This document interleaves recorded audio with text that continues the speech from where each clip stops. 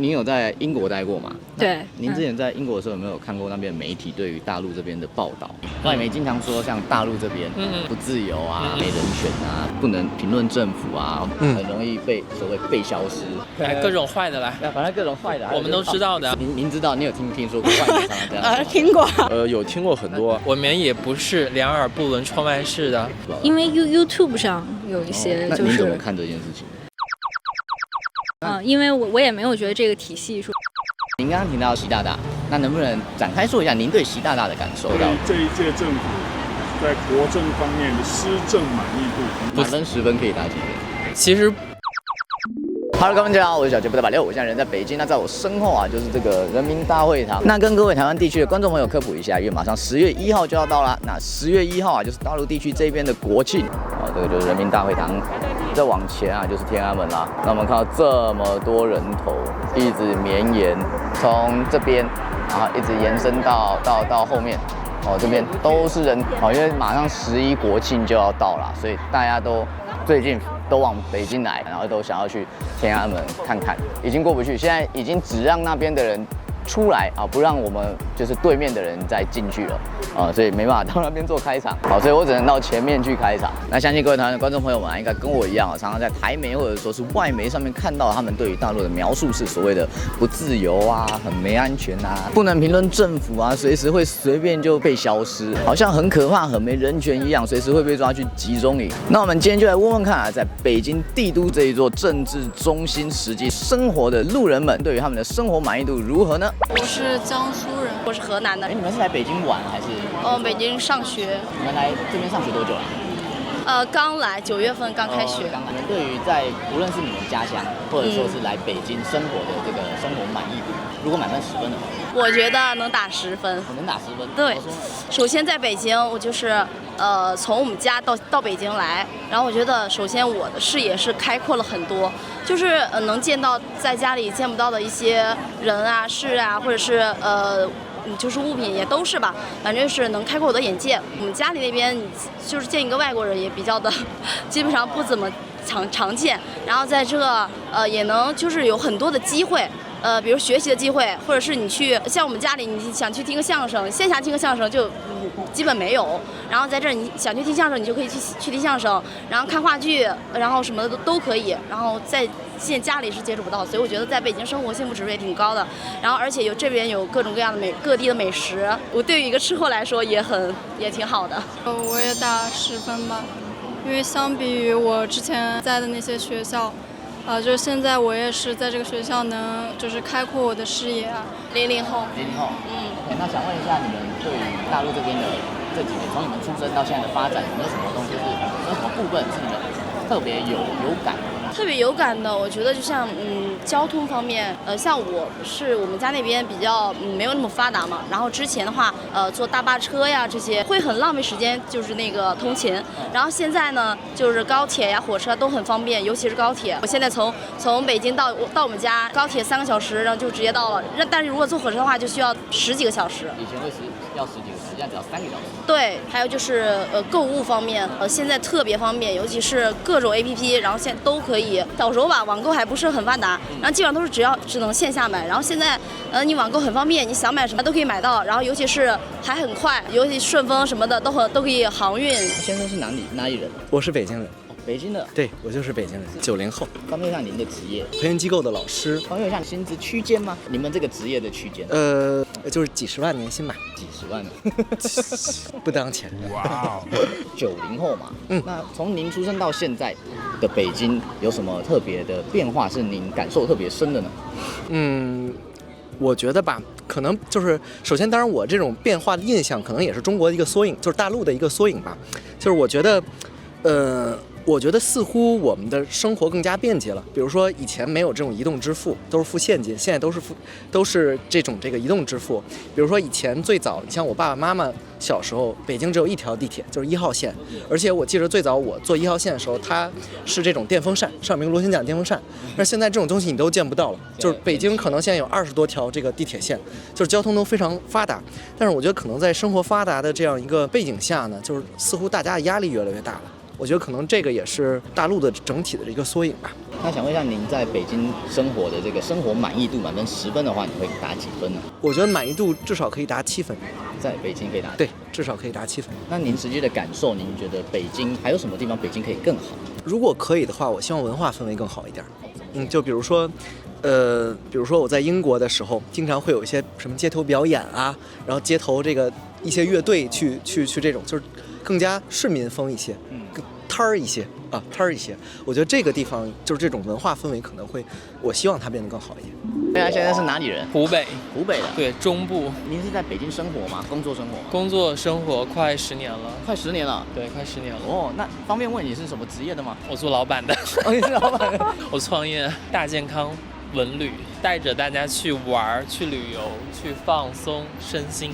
哦，对，那方便问一下您的这个创业收入区间吗？淡旺季不同，好的时候能6到7位数，6到7位数人民币。人民币的。对对对。方便一下，你有30岁了吗？我有32。你来北京10年嘛？那这10年您在北京有没有什么明显的改变的感受？对于北京有好有坏。就是城市的建设越来越好了嘛，可以看到后面这些高楼大厦。然后那些地铁通勤基础建设是在变好的。那从软性层面来说，在北京工作过的人也是进进出出来来去去。那我感知的是，可能就是大环境的不太好，很多人选择了返回自己的故乡，或者不会再选择在1线城市来打拼。那这10年是什么让帅哥留在北京？我觉得每个人选择无论是工作还是生活，最大的一个因素就是经济。你能赚到钱，赚到更多的钱，你就选择在这个城市生活和工作。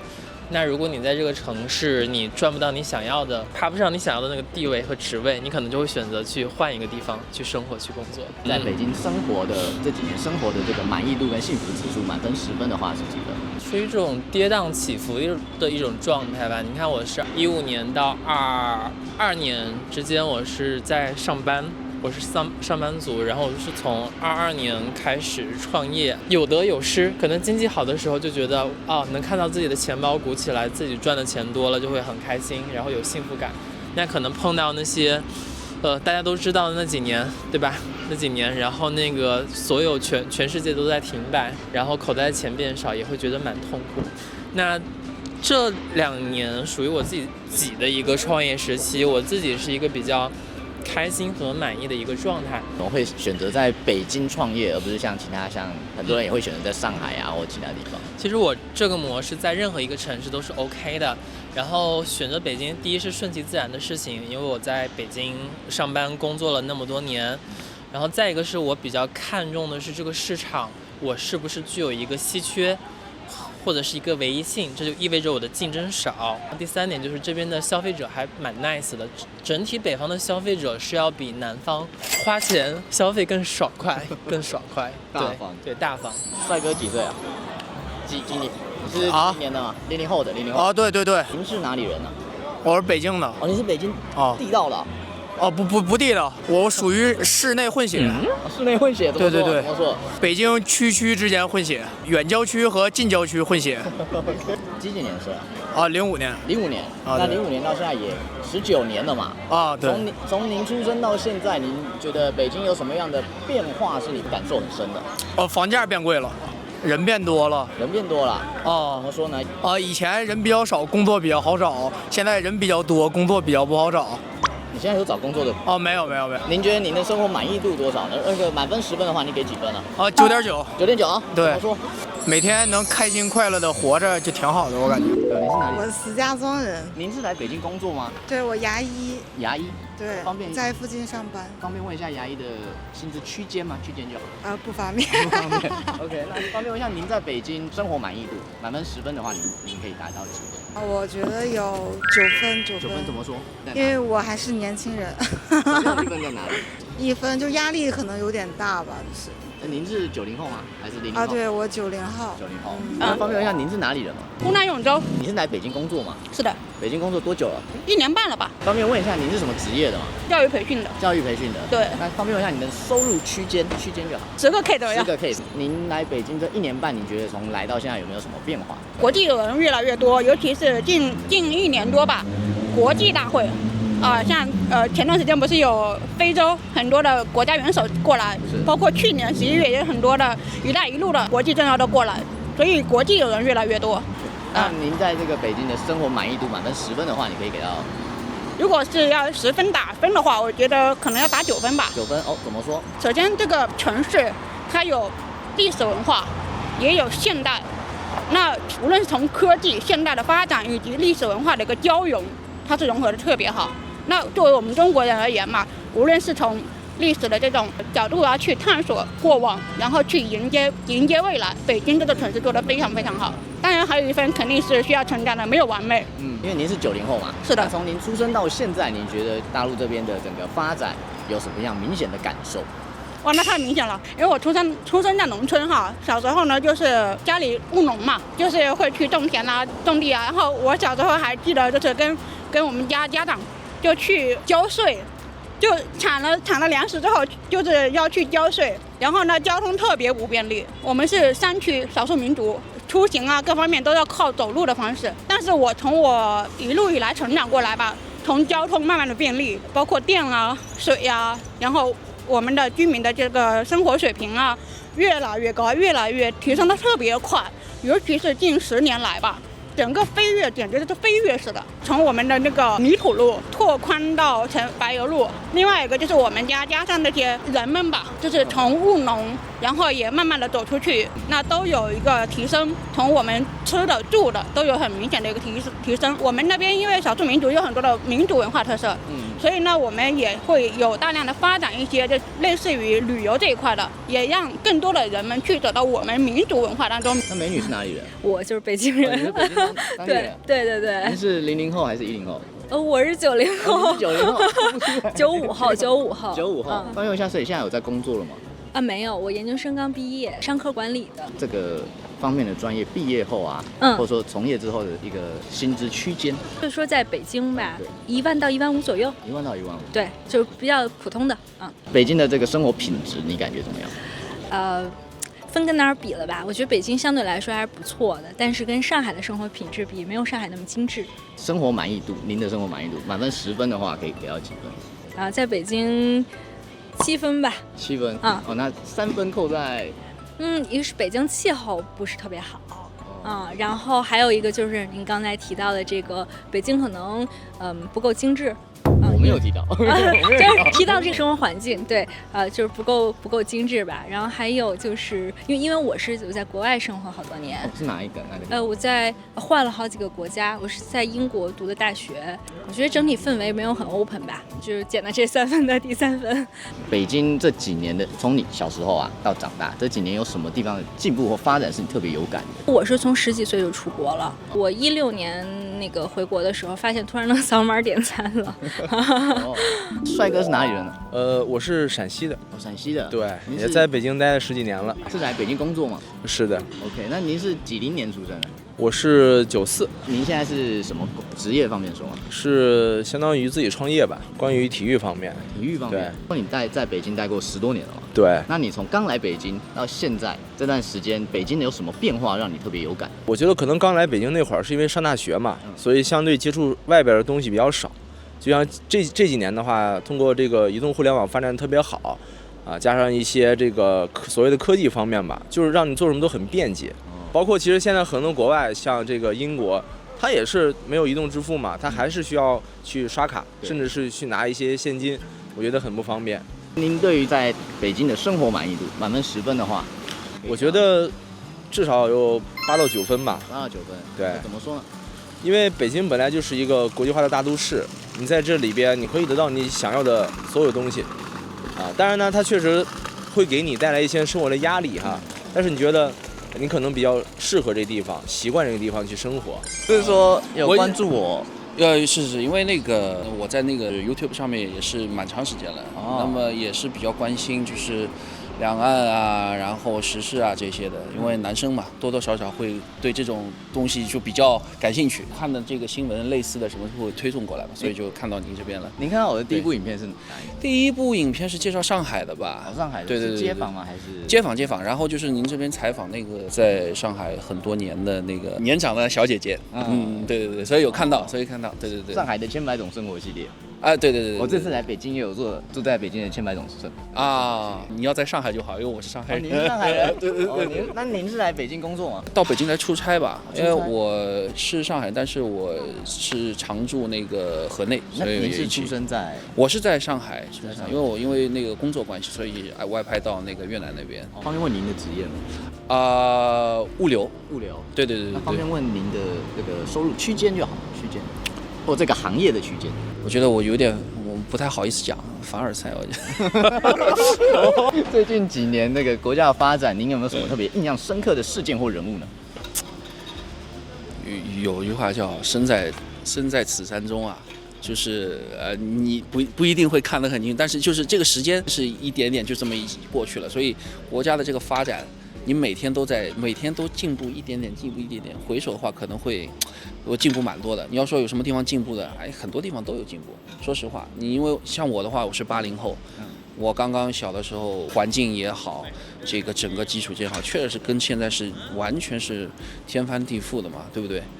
像我大学毕业的时候是2000年左右的时候，那个时候我的就大学毕业的实习的工资我记得很清楚，800人民币，那你换新台币，你算乘以5吧，5840，4000块。对啊，那个是2000年的时候。那你现在一个普通大学生毕业的话，我相信在北京的话，差不多5000到6000吧，5K 到6K，差不多，对不对？啊，这个就不太一样了。还有很多其他的那些，反正就是一路成长过来，反正也就习惯了这种节奏吧。就是觉得其实怎么说呢？你出去作为一个中国人来讲的话，像我小时候的话，可能多多少少也会崇洋媚外这种。但你现在我觉得出去也没什么。日本人、韩国人，大家碰到或者是欧美人，也就这样咯，没什么了不起的，就是这个样子。对，我相信比我年纪轻的那些个小朋友们，比我的这种心态肯定有过之而无不及咯。那是一种发自内心的一个自豪感的一种投射吧。您有在英国待过吗？对。您之前在英国的时候有没有看过那边媒体对于大陆这边的报道？外媒经常说像大陆这边不自由啊、没人权啊、不能评论政府啊，或者是乱讲话，很容易被带走，所谓被消失。各种坏的来，反正各种坏的，我们都知道的。您知道？你有听说过外媒常常这样？听过。有浏览到过吗？有听过很多。因为 YouTube 上有一些，那您怎么看这件事情？不多做评价。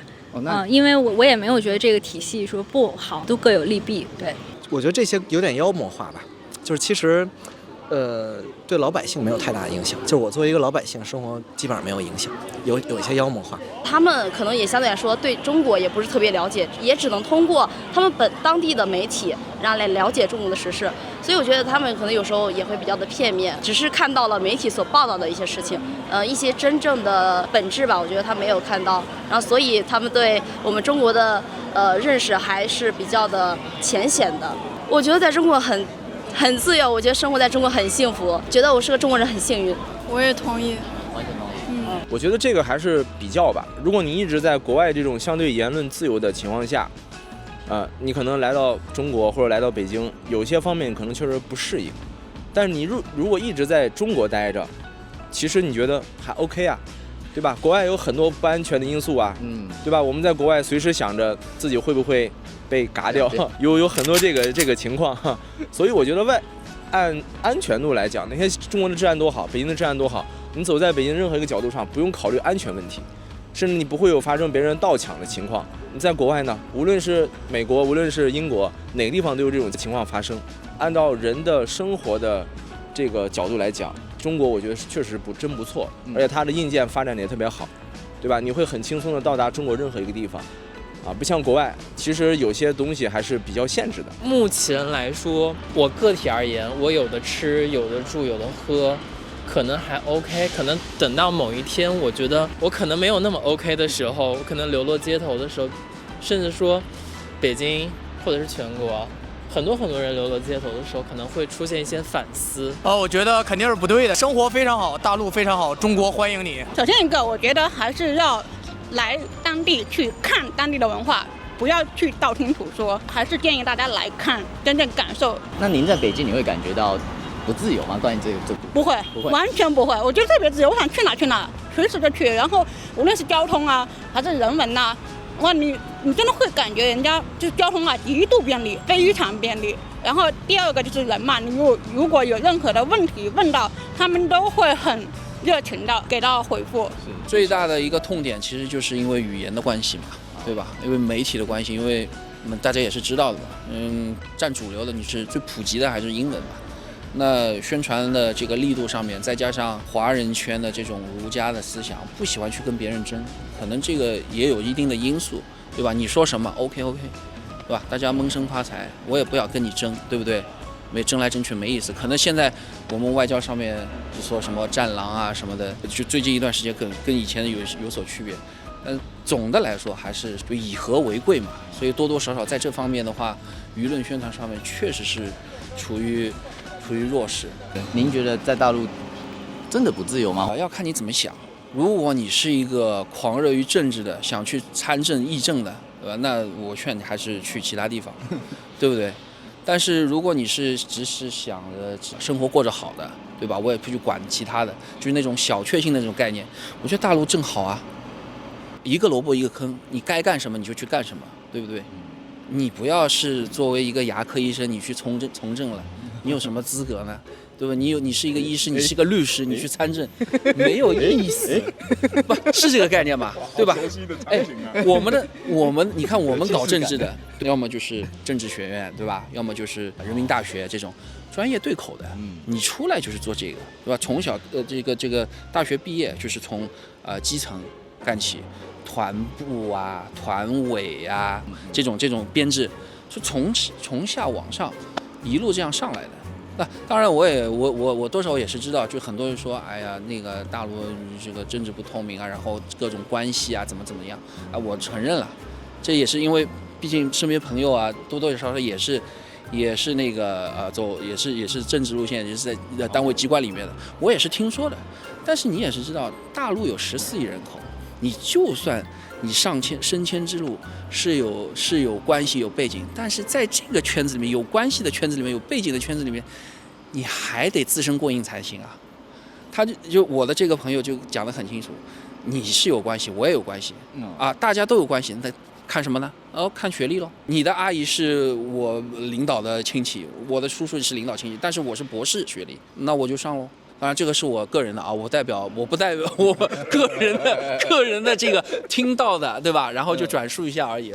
我认为普遍的来讲的话还是应该还是一个比较正面的、积极的往上的一个健康的一个升迁的路。所以我觉得你要说自由，从一个简单个体来讲，不要去搞那些很敏感的东西，那些敏感的东西你让适合于敏感的位置的人去做就好了。我们老百姓，你搞什么政治呢？虽然说生活就是最大的政治，那你搞好自己家里面的政治就好了。怎么对自己老婆好一点，是吧，老婆？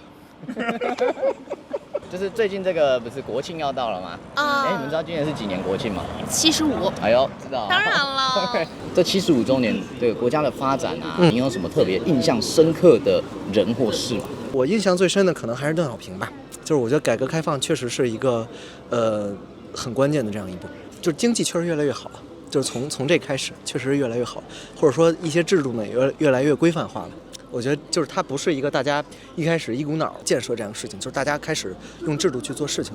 所以我觉得，当然并不是说我对其他这个有一些诋毁，但是就是真是说这么多年的变化，我觉得很关键的就是，因为如果您谈的是从这个建国以来的话，那肯定是毛主席，这个我觉得是毋庸置疑的啊。但是您谈如果是建国以后的这样一些阶段的话，我觉得可能印象最深的还是邓小平吧。如果说人的话，必须是习大大上台以后，国家的提出"一带一路"，这个无论是从陆路、海路，都给无论是国际还是国内都有了极大的一个提升吧。然后这个领导的特别好，然后我们居民的一个生活水平啊，各方面提高的也特别的快。我觉得这是让大家幸福感很强的一件事情。您刚刚提到印象最深刻的人，提到习大大，那能不能展开说一下您对习大大的感受？这个国家主席嘛，他有他的这个，就是对于整个国内或者是国际，甚至包括整个世界，他都有他的这个观点嘛。然后无论是提出的一带一路，然后整个就是世界和平啊，或者是整个的一个大同世界这一类，对吧？